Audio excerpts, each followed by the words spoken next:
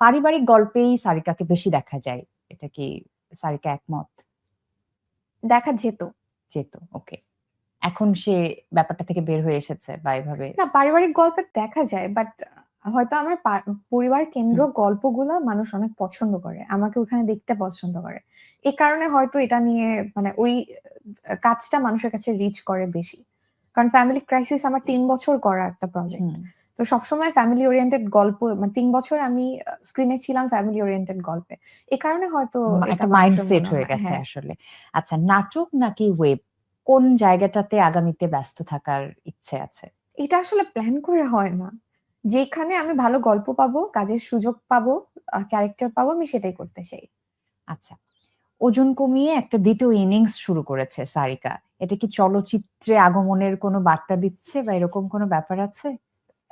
আমি লাস্ট ১ বছর ধরেই এই সেম থিং, ওজন, ওজন, ওজন নিয়ে। তার মানে আমি এখন কাজ নিয়ে ব্যাক করেছি। সো আমার হ্যাঁ, কাজ নিয়ে ফিরে এসেছি। আমি সারিকা এটা হ্যাঁ। হওয়ার কি মানে সেটাই তো, বেশি কাজই দরকার। তো। চলচ্চিত্র তো বাট ওজন অবশ্যই কাজ। ওজন কমিয়ে না, চলচ্চিত্রে কাজ করার জন্য অবশ্যই আমার প্রিপারেশন দরকার। হুম। এই প্রিপারেশন নিব যদি কোনো গল্প লক হয় বা কোনো প্রোডাকশন লক হয়। কিন্তু ওজন কমানো কোনো প্রজেক্টের জন্য না, আসলে এটা নিজের জন্য। সিগমা রেজা তিনি কমেন্ট করেছেন, hey Sarika, we played together in our childhood and we use to talk a lot back in 2016-17. I know you are really busy now, but do you still remember those moments?